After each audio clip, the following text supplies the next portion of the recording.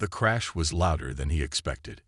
Ethan Walker, a cargo pilot for Earth's interstellar trading company, had only seconds to brace before his ship plummeted through the atmosphere of the unknown planet.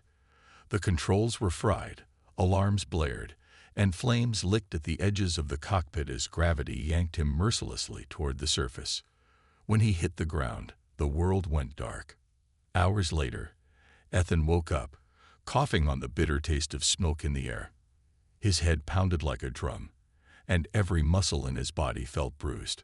Slowly, he unbuckled himself from the pilot's seat and stumbled out of the wreckage. His ship was beyond saving, a twisted heap of metal scattered across a barren, rocky landscape. Orange skies stretched endlessly above him, with two suns burning like twin torches. Ethan activated the emergency beacon on his wrist, but the blinking red light only confirmed what he feared: no signal.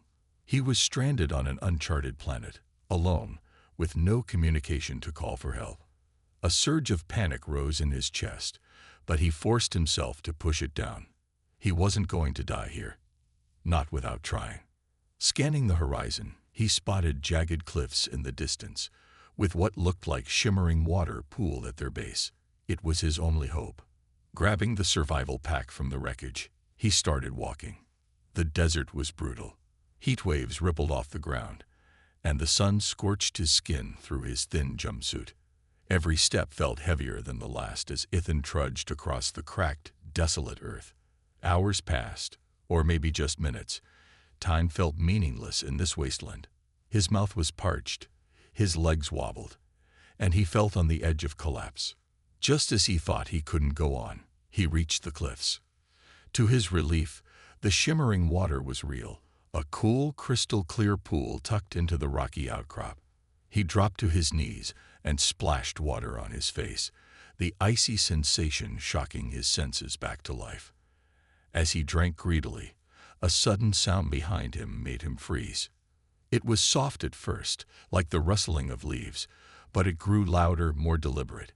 He turned slowly, his heart pounding in his chest. Standing at the edge of the pool was a figure unlike anything he'd ever seen. She was tall, her skin a rich emerald green that shimmered faintly in the light of the twin suns. Her dark hair flowed down her back, and delicate antennae protruded from her forehead. She wore tribal-style garments made of woven materials and beads, leaving little to the imagination. But her eyes, her golden, piercing eyes, locked onto his, filled with both curiosity and caution. For a moment, neither of them moved. Ethan's survival instincts screamed at him to run, but something about her held him in place. She tilted her head slightly, studying him, then raised a hand, her long fingers pointing directly at him. Ethan swallowed hard. "Ahai," he croaked. The alien woman took a step closer, her expression unreadable.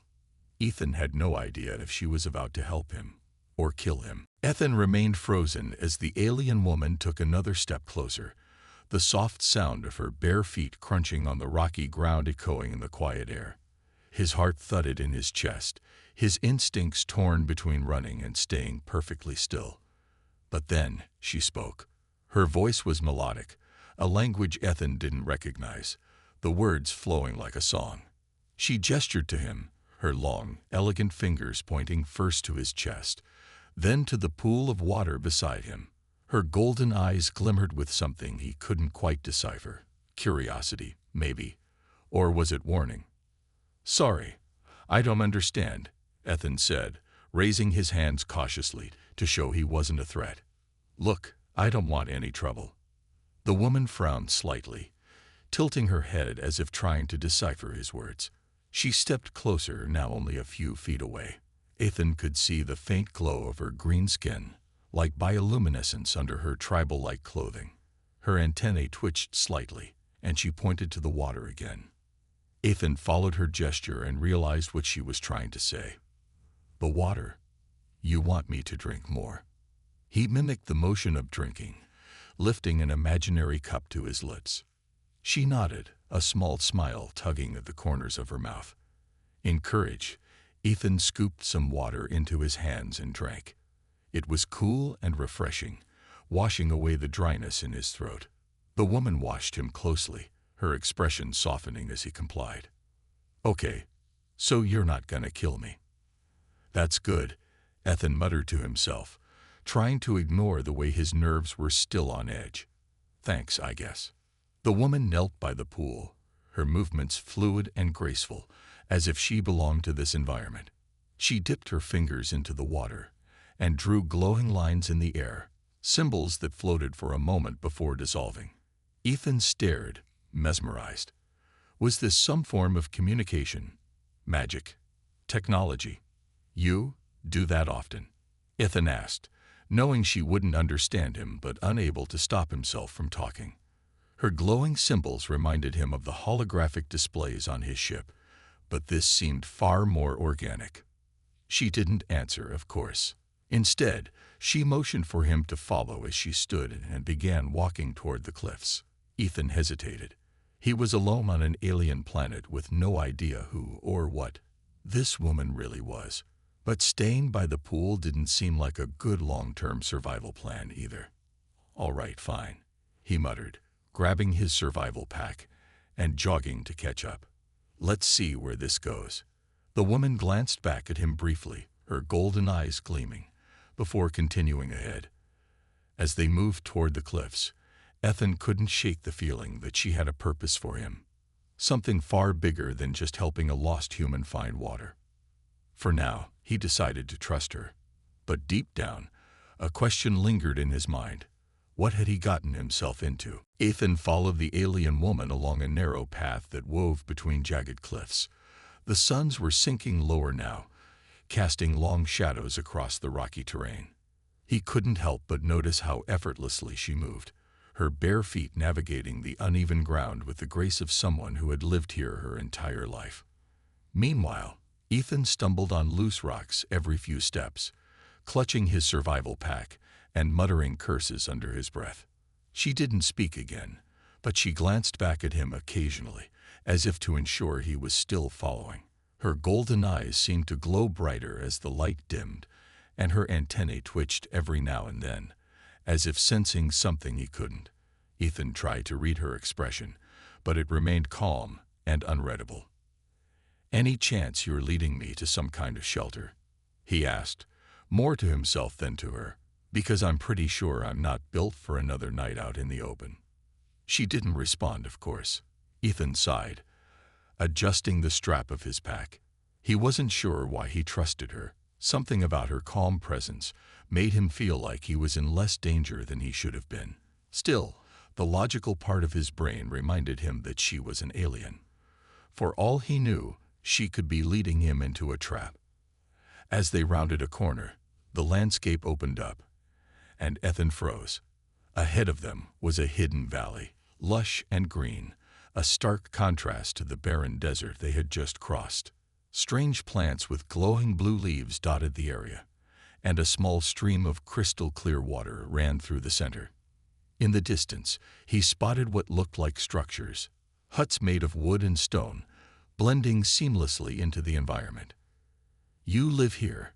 Ethan asked, awestruck. The woman turned to him and nodded, a small smile playing on her lips. She gestured for him to follow her down into the valley. Ethan hesitated for a moment, scanning the area for any signs of danger. It seemed peaceful enough, but his instincts told him to stay alert. As they descended, Ethan noticed movement near one of the huts.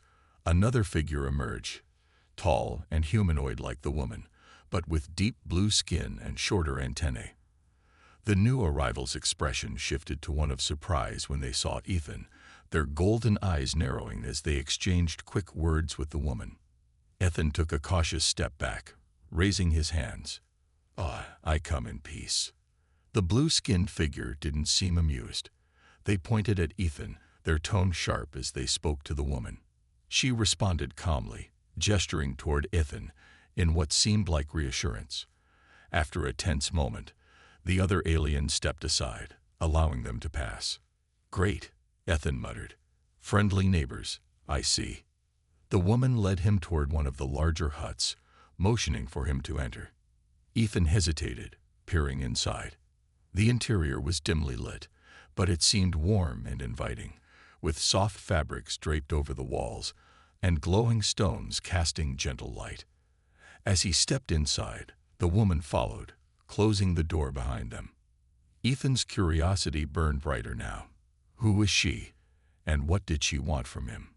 Before he could ask, she pointed to his survival pack, then to herself, as if asking for something. "What do you need?" Ethan asked, opening the pack cautiously. "Food, water."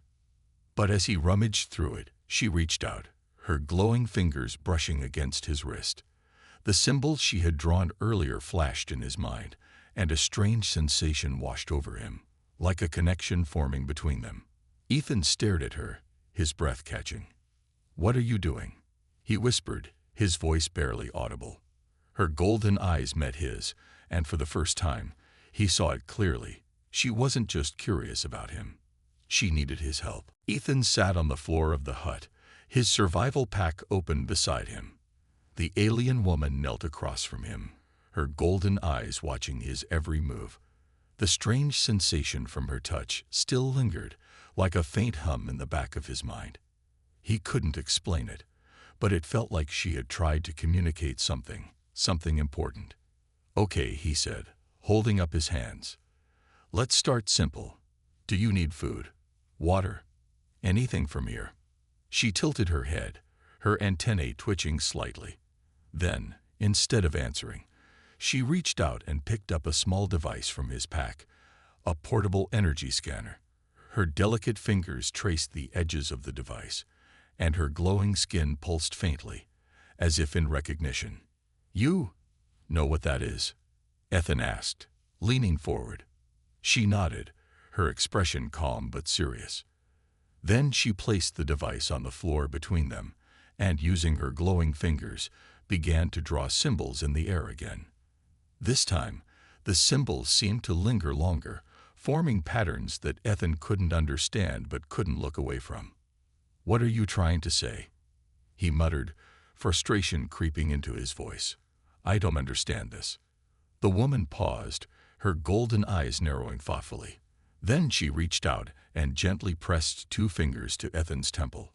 He flinched at first, but before he could pull away, a strange warmth spread through his mind. Images began to form, blurry at first, then sharper. He saw flashes of a massive underground structure, filled with glowing crystals and pulsating energy. He saw her people, dozens of them, working together, their movements hurried and desperate. Then came the destruction. Explosions, collapsing tunnels, and her people scattering into the desert. Ethan gasped, pulling back as the connection broke. His head spun, but he understood now. "Your people, you had some kind of energy source, didn't you? And something went wrong." The woman nodded, her face somber. She gestured to the scanner again, then to herself, as if trying to convey something urgent.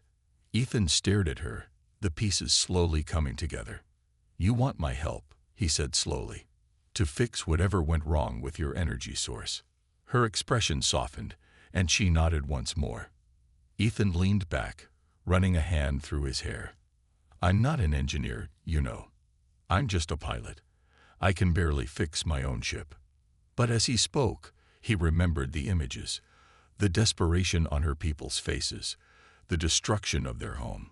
He couldn't just walk away from that. Even if he didn't fully understand the technology, he had to try.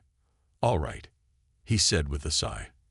"I'll help, but you're gonna have to guide me through it because I have no idea what I'm doing." A small smile spread across her face, and for the first time, Ethan felt like he had done something right. She stood, motioning for him to follow. Whatever this was, it was about to get a lot more complicated, and Ethan was certain his crash landing on this planet was no accident. Ethan followed the alien woman out of the hut and into the valley, the faint glow of her skin illuminating the path ahead. The twin moons were high now, bathing the alien landscape in a silvery light. The lush greenery of the valley seemed almost surreal, a stark contrast to the harsh desert he had crossed earlier. He clutched his survival pack tightly, his mind racing with questions. She led him toward the cliffs at the far edge of the valley, where the terrain turned jagged and uneven. As they climbed, Ethan's breathing grew heavier, but she moved effortlessly, her movements as graceful as ever. He couldn't help but marvel at her stamina, and wondered just how different her physiology was from his. Finally, they'd reached the top of a ridge, and the sight before him made Ethan stop in his tracks. Below them, nestled in the shadow of the cliffs, was a massive cave entrance. A faint, bluish glow emanated from within, pulsing softly like a heartbeat. He could feel the hum of energy even from where he stood. "This is it, isn't it?" Ethan asked, looking at the alien woman. She nodded, her expression serious. As they descended toward the cave, Ethan noticed strange markings carved into the rocks, symbols similar to the one she had drawn in the air earlier. They glowed faintly, pulsating in rhythm with the energy from the cave. The air grew cooler, and the hum of power grew louder with each step. When they entered the cave, Ethan was struck by the sheer scale of it. The walls were lined with massive, glowing crystals, their light illuminating the cavern like an alien cathedral. At the center of the room was a machine, a towering, intricate structure made of metal and crystal, its surface covered in the same glowing symbols. It pulsed with energy, but it was clear something wasn't right. Sparks crackled from one of the components, and parts of the machine looked corroded and broken. "So, this is your energy source," Ethan said, stepping closer to inspect it. "But what exactly does it do?" The woman pointed to the machine, then gestured toward the glowing crystals lining the walls. Ethan frowned, trying to piece it together. "It's connected to the crystals. Does it power something? Or protect something?" She nodded again, then reached out and placed her hand on the machine. Her skin glowed brighter, and the symbols on the machine responded, lighting up in a sequence that seemed almost alive. Ethan watched in awe, his earlier doubts about her intelligence or capabilities completely erased. "Well, it's broken, that's for sure," he muttered, pulling out his portable scanner. He activated it and began running a diagnostic. The results made his stomach drop. "Yeah, this thing is way beyond what I'm used to," he said, glancing at her. "But I think I can stabilize it. At least for now." Her golden eyes lit up with hope, and she gestured for him to begin.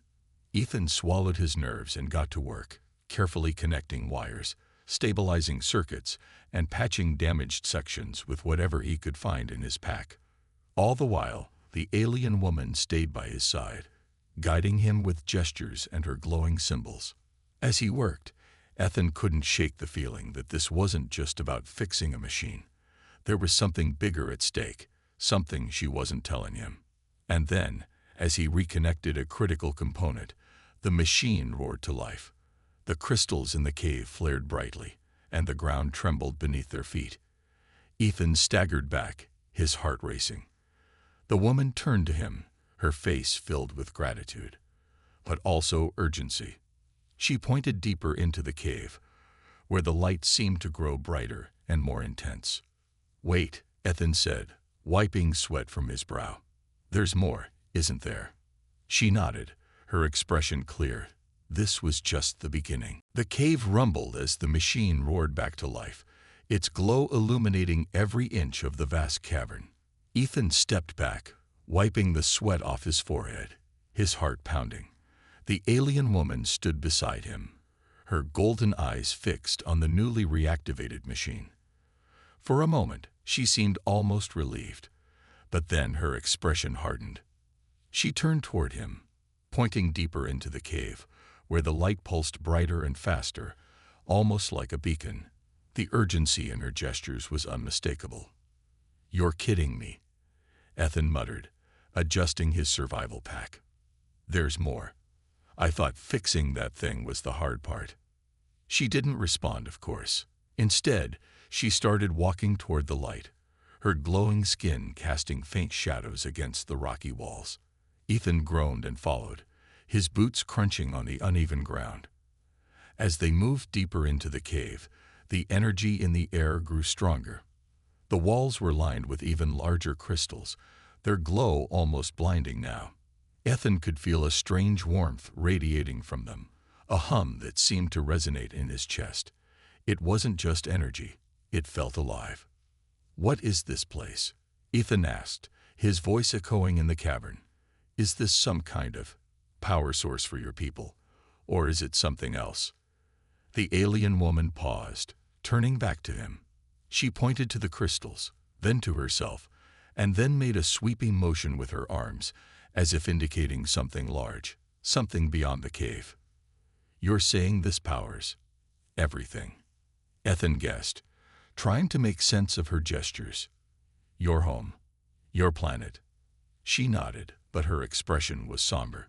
Ethan frowned, realization dawning on him. "Wait, is it failing? Is that why you brought me here?" Her antennae twitched, and she nodded again, her glow dimming slightly. Ethan exhaled sharply, running a hand through his hair. "Great. No pressure, right? Just save an entire planet." "Sure. I got time for that." As they approached the source of the light, Ethan's breath caught. At the center of the chamber was a massive crystal, far larger than any of the others. It floated above the ground, suspended by streams of glowing energy that pulsed in a steady rhythm. But something was wrong. Cracks spiderwebbed across its surface, and the light it emitted flickered erratically. "Okay, yeah, that doesn't look good," Ethan muttered, stepping closer. The heat from the crystal was intense, but he couldn't afford to back away now. He activated his scanner again, the device buzzing angrily as it tried to process the overwhelming amount of energy in the room. "What the hell is this thing made of?" Ethan said it under his breath. The readings didn't make sense. It was like the crystal was alive, constantly changing its composition. But one thing was clear. The cracks were spreading, and if they weren't repaired soon, the entire structure would collapse. The alien woman gestured urgently, pointing to the base of the crystal. Ethan crouched down, inspecting the machinery connected to it. Sparks flew from several broken conduits, and the symbols etched into the metal glowed faintly, as if struggling to stay active. "All right," Ethan said, pulling out his tools. "Let's see what we can do." He worked quickly, reconnecting wires and patching leaks as the alien woman washed. Occasionally, she would reach out, her glowing fingers touching the crystal surface. Each time she did, the light steadied, if only for a moment. "You're connected to this thing, aren't you?" Ethan asked, glancing at her. "It's not just powering your people, it's part of you." She didn't answer, but the look in her eyes said enough. Ethan's hands moved faster, sweat dripping down his face as he worked. The machine hummed louder, the crystal's glow growing stronger. But just as he connected the final circuit, the ground trembled violently. A deep, resonating sound filled the chamber, and Ethan realized they weren't alone.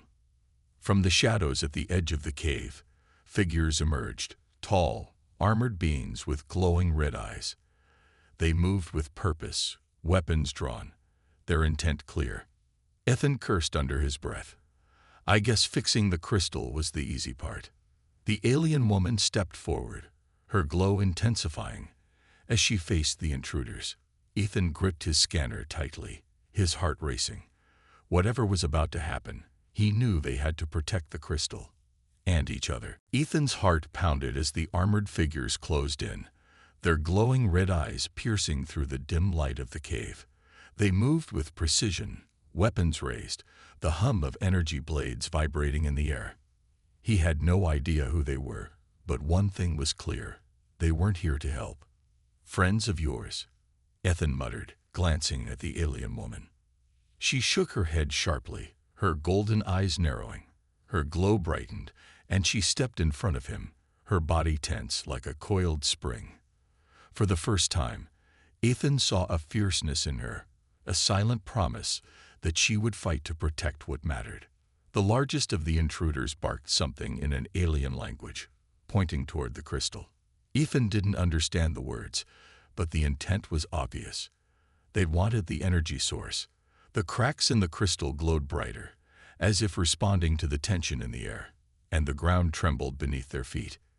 "Yeah, I'm guessing that's not happening," Ethan muttered.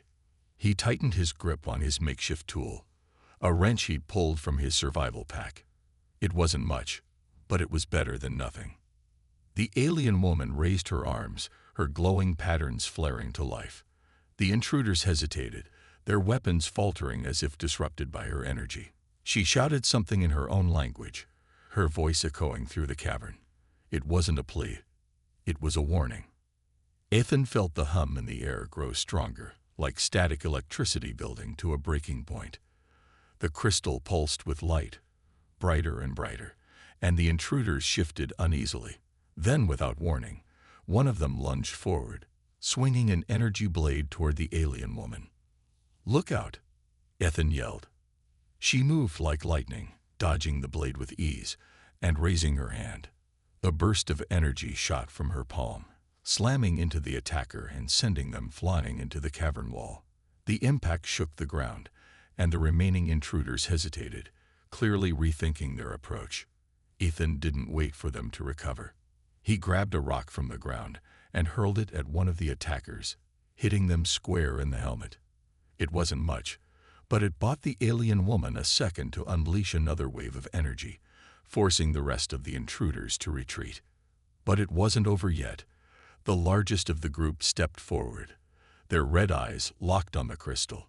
They raised their weapon, aiming directly at its fragile surface.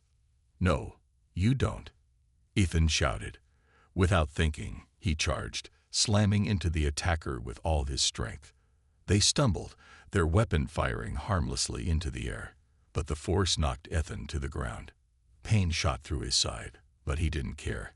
He scrambled to his feet, ready to fight again.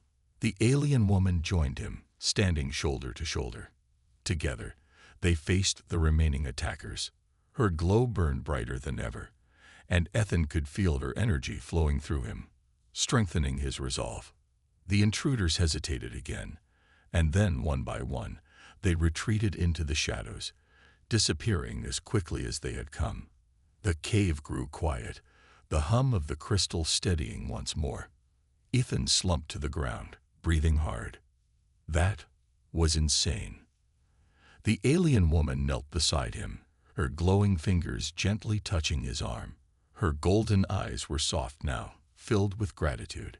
She spoke a few words, her voice calm and soothing, and though Ethan didn't understand them, he felt their meaning. "You're welcome," he said with a tired grin. "But next time, maybe warn me about the armed guards." She smiled faintly, helping him to his feet. Together, they turned to the crystal, its cracks now sealed, its light steady and strong. Ethan didn't fully understand what had just happened, but he knew one thing for sure. They had saved something important, something worth fighting for. As they left the cave, the first rays of dawn broke over the horizon. Ethan glanced at the alien woman beside him, her glow now soft and warm in the morning light. He didn't know where this journey would take him, but for the first time since he crash-landed on this strange planet, he felt like he wasn't alone.